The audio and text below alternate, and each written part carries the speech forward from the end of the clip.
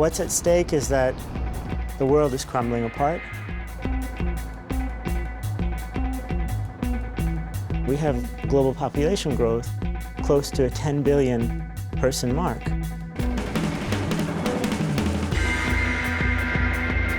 You look at global food resource, water shortages, and global warming, nitrogen amounts, the acidification of the ocean. These things will destroy modern-day humanity as we know it.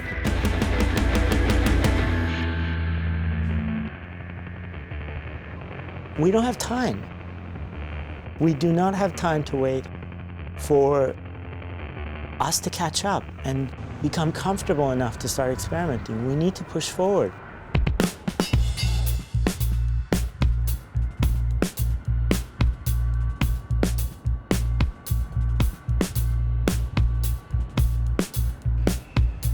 I think a lot is at stake.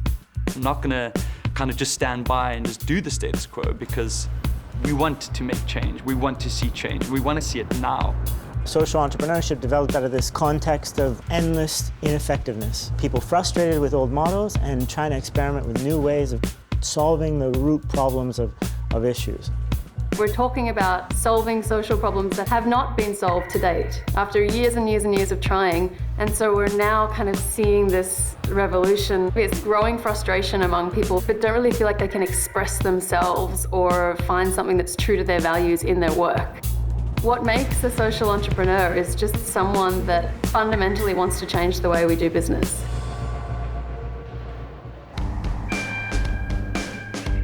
Try to solve real problems. We don't need to develop the new smartphone. We need to develop the solution to the problem that we have, like poverty, inequity, health, economic, etc.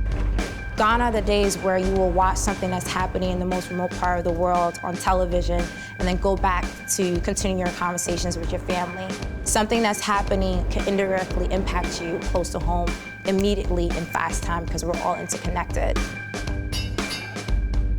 You look at Gen Y and the context in which they grew up. They saw the fall of the Berlin Wall. They saw the first sort of global crisis around AIDS. They saw the dot-com boom. They saw wars. They saw irreversible climate change being mentioned on TV for the first time. They see typhoons and earthquakes. And how is this a manageable, coherent world? So we're going to clean up this mess.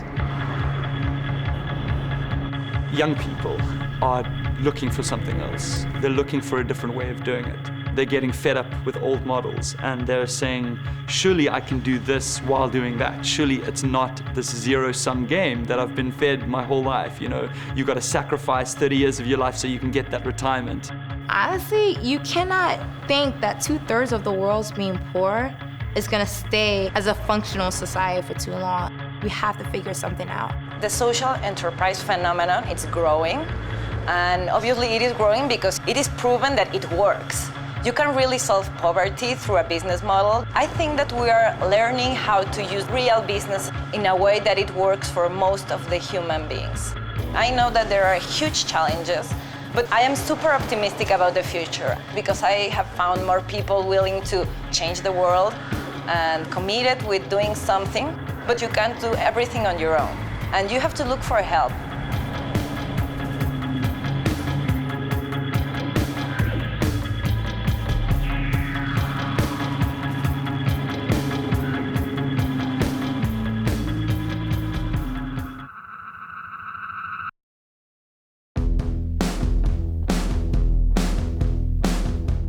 The 16 finalists for the venture, I think that they're quite impressive entrepreneurs from different parts of the world, all with the right sort of intentions and the right attitude, all trying to find local solutions to local problems. I figured there has to be a solution.